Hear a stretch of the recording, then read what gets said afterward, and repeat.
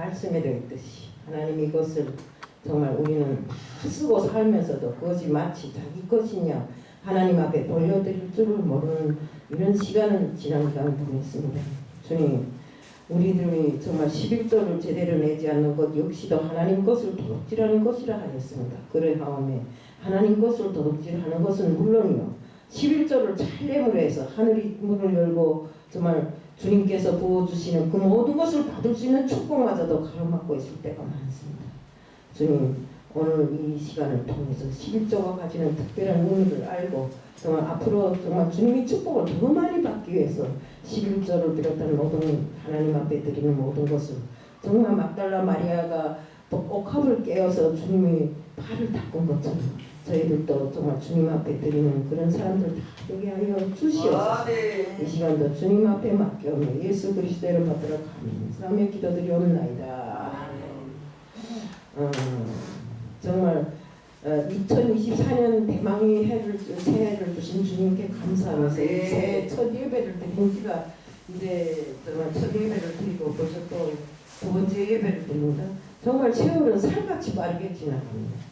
언제 벌써 내가 정말 70을 넘어 먹었는지도 모를 만큼 세월이 이렇게 빨리 가는데 그것은 웃을 일이 아닙니다. 우리가 어정쩡하게 있다가 하나님이 축복도 받아보지 못한 채로 어디로 갈까요? 지옥으로 가지고. 네. 그러니까 우리는 이것을 항상 명심하고 있어야 됩니다. 이 말씀에 되어 있듯이 너희 온전한 11조를 들여서 하늘 창고를 차 양식이 차 있게 하고 또 그것으로 나를 시험해서 정말 내가 하늘문을 열고 우리한테다가 하나님께서 하늘문을 열고 우리한테다 주나 안 주나 보라고 했잖아요. 저는 많이 실험해봤어요. 제가 정말 실험한 거는 이전에도 계속 말했기 때문에 더 이상 나열하지는 않겠습니다. 요한복음 6장 44절에 하나님께서 이끌지 아니하면 내게 올 자가 없다고 하셨는데 하나님이 첫종으로 예배에 참석하신 여러분 모두를 축복합니다. 아멘. 하나님이 부르심에 순종하여 오신 여러분은 진실로 초청하신 분이 가장 기뻐하는 것이 예배라는 것을 알 수 있을 것입니다. 우리 새해 첫 단추부터 제대로 끼고 정말 예배에 빠짐없이 참석하면 하나님이 우리한테 부어주시는 축복이 무엇인가 하는 것을 알게 될 것입니다. 때문에 정말 큰 기대를 가지고 이제 정말 이 예배에 참석해 봐도 정말 우리가 실망할 일이 없을 거라는 걸 다시 한번 말씀드립니다. 사람이 살아가는 관계 속에 약속은 아주 중요합니다.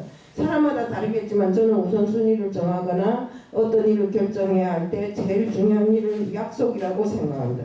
약속을 잘 어기는 사람하고는 좀 거리가 멀게 좀 잘 상대 안 하고 싶은 사람이 접니다. 약속은 인격을 가진 인간만이 할 수 있는 것으로서 신뢰가 있어야 믿지 못하면 할 수 없는 것입니다. 약속은 혼자 하는 것이 아니라 반드시 상대방이 있습니다.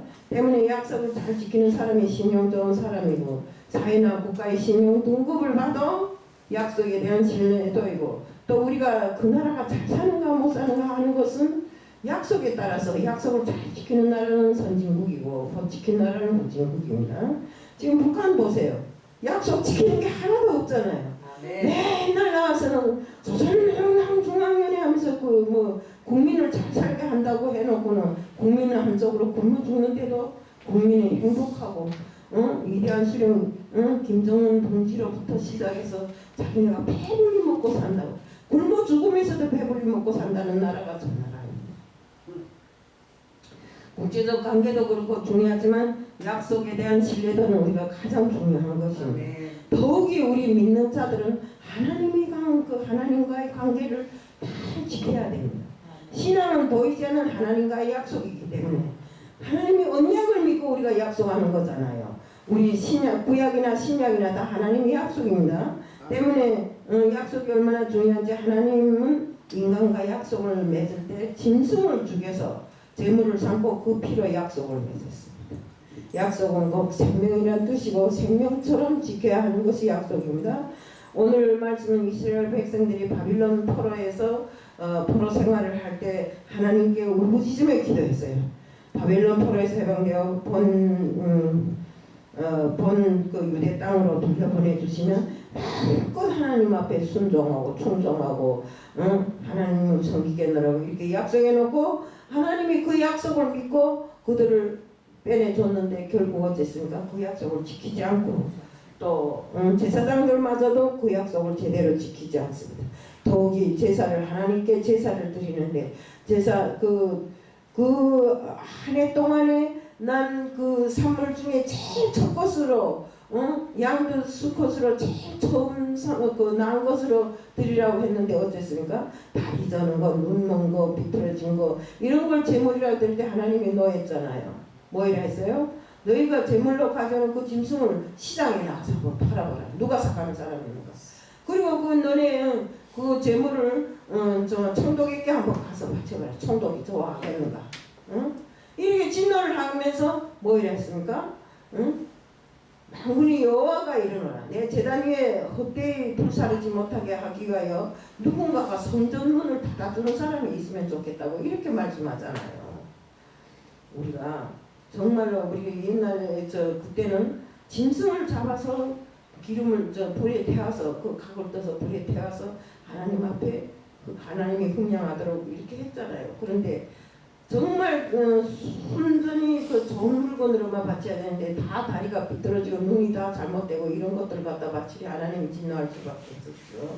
이렇게 백성들이 신앙이 부패하고 타락하는 그 시기에 하나님께서 고난을 주셨습니다.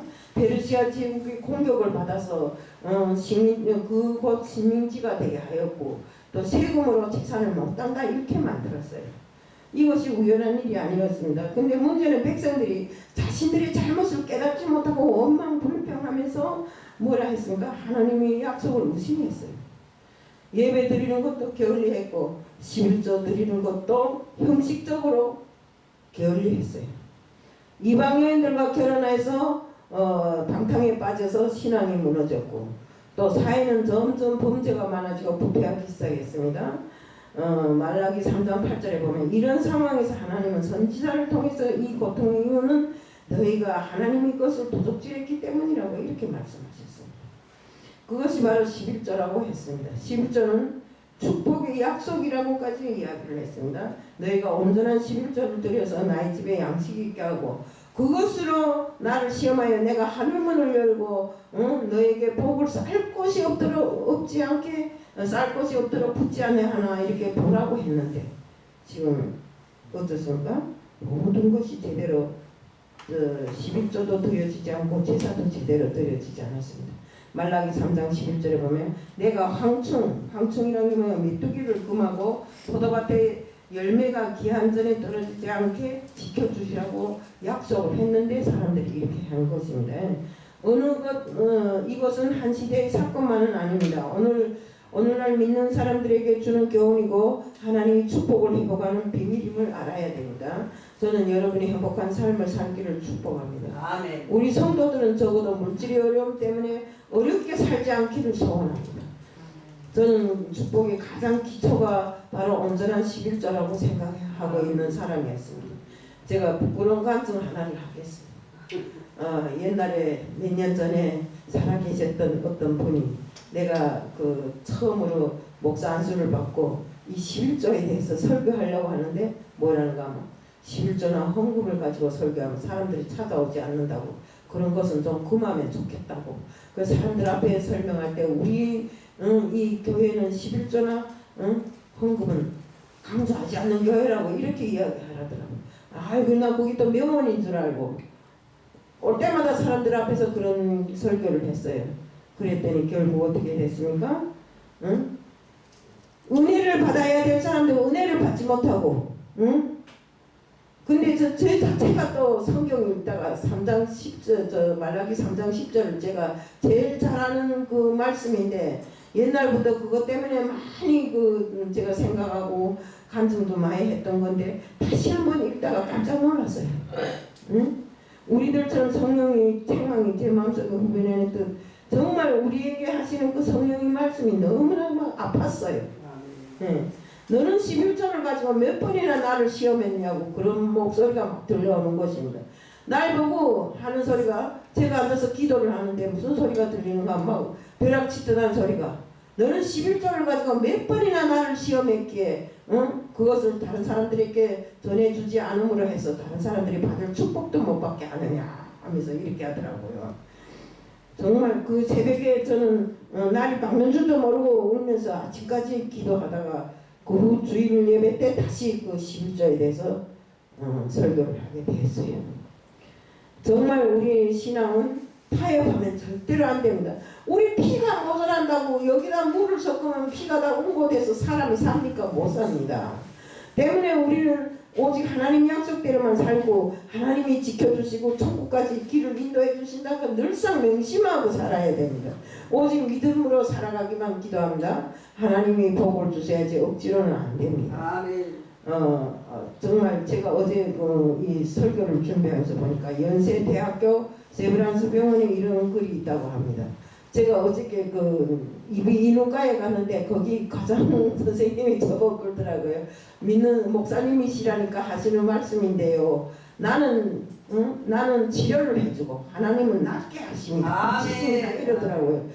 그 소리가 무슨 소리인지 모르고 나왔는데 설교를 하는 거 보니까 이런 연세대 그 세브란스 병원에 이런 글이 적혀 있다고 이런 그 간증책을 봤어요.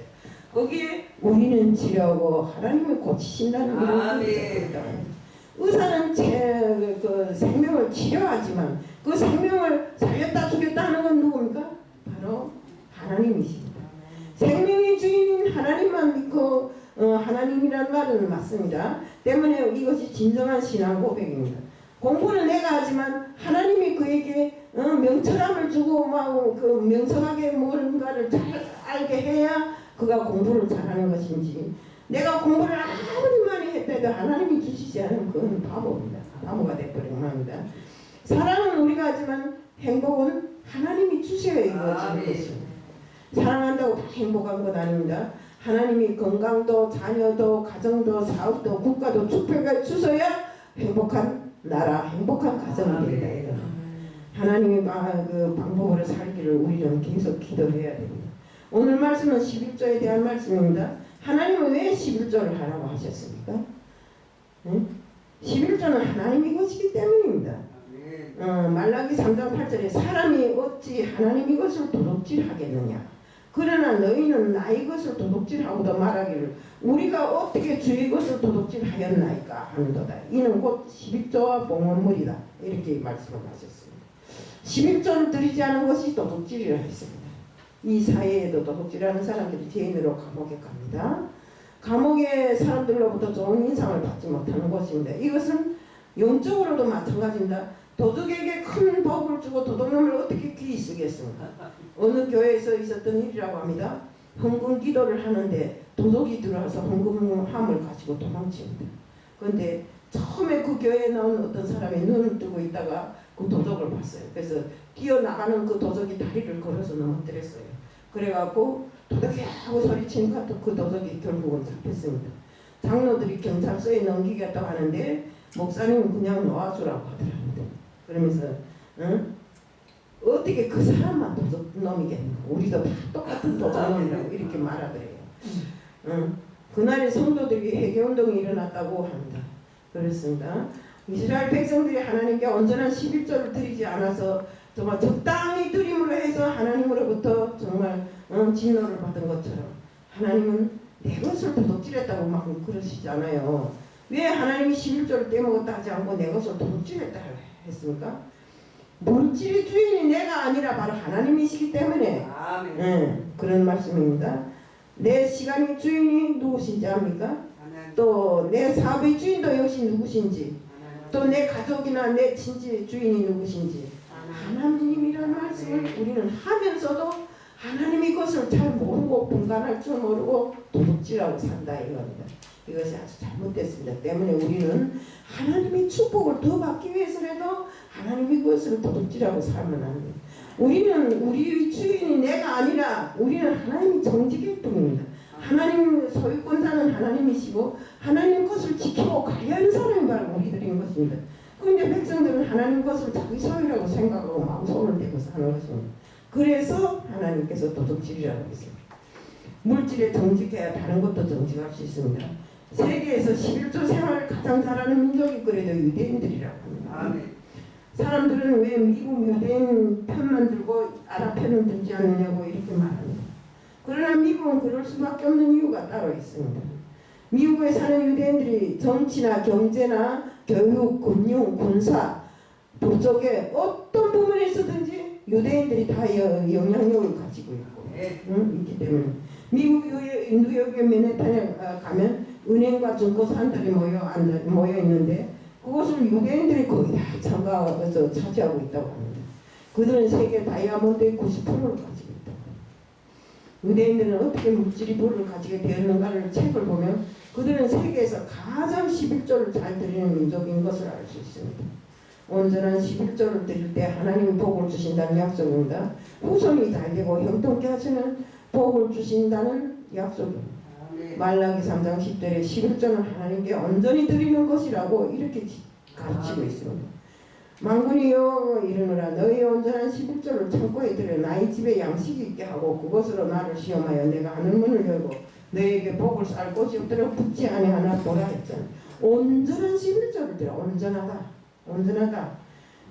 11조를 드리라는 것은 한 흠도 없고 정말 하나님이 받으시고도 기뻐하실 그런 것으로 드리라는 것입니다.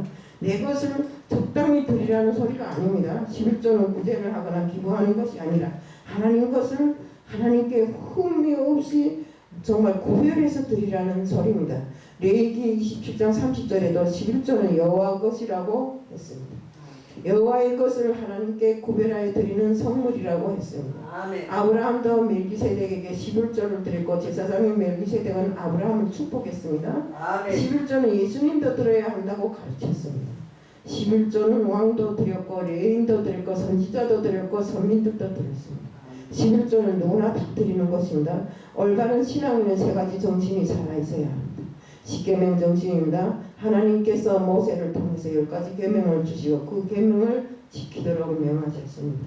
십자가 정신입니다. 또한 모세보다 크신 하나님의 아들 예수 그리스도가 이 땅에 오셔서 십자가에 죽으시고 부활하셨습니다. 이것이 복음 중의 복음인 것입니다. 어떤 사람들이 물어보는 겁니다. 복음이 뭡니까? 성경책 전부가 다 복음이죠.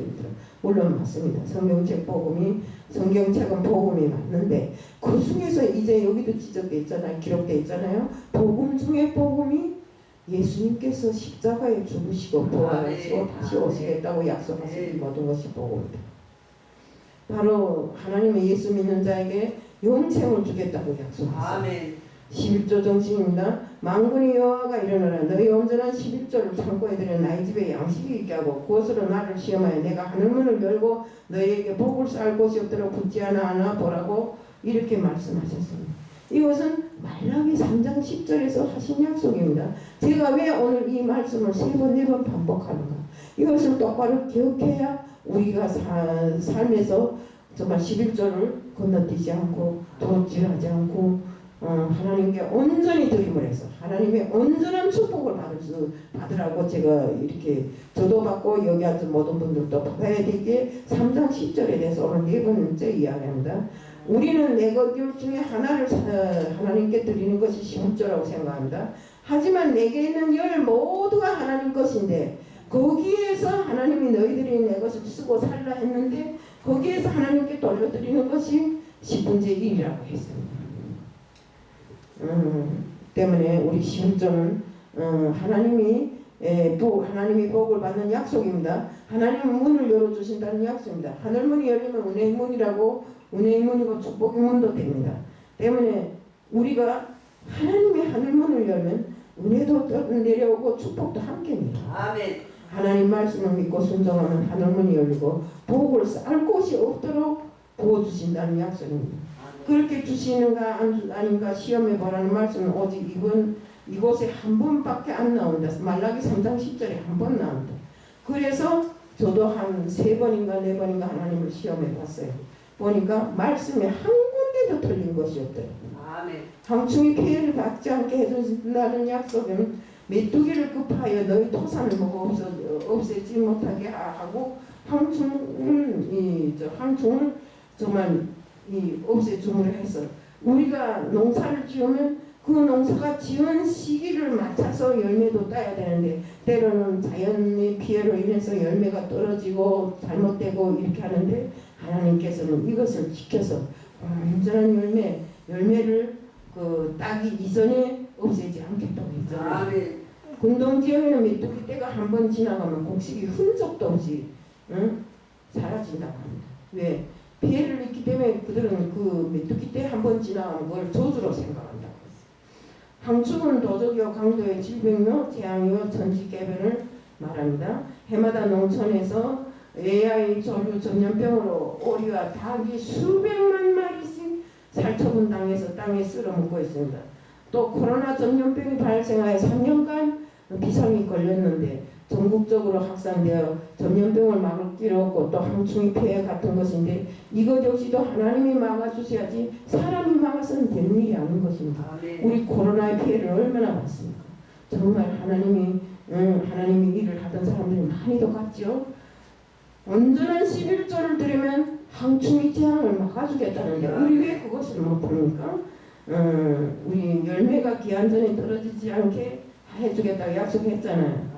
정말 기한전이라는 말을 주목해 봐야 됩니다. 농경사회에서는 61수의 열매가 잘 익어서 수확의 기쁨을 얻어야 되는데 때로는 바람이 불고 정말 이렇게 해서 수고는 열심히 했는데 기한전에 열매가 떨어짐으로 해서 아무것도 거둘 길이 없는 이런 때가 많습니다. 때문에 정말 그런 일이 없도록 하나님께서 막아주시겠다고 하지 않아요. 우리는 오직 신앙으로 살기 위해 메이플라워를 타고 아메리카 대륙을 향하였던 청도교들이 마지막에 자라나는 자기 자식들이 막 죽어나가도 거기에 싣고도 곡식은 다치지 않았어요.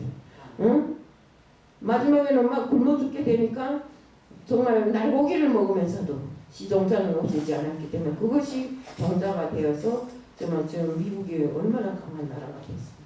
이만큼 소중히 구별하고 지켜내는 일이 바로 우리가 11조라는 것입니다.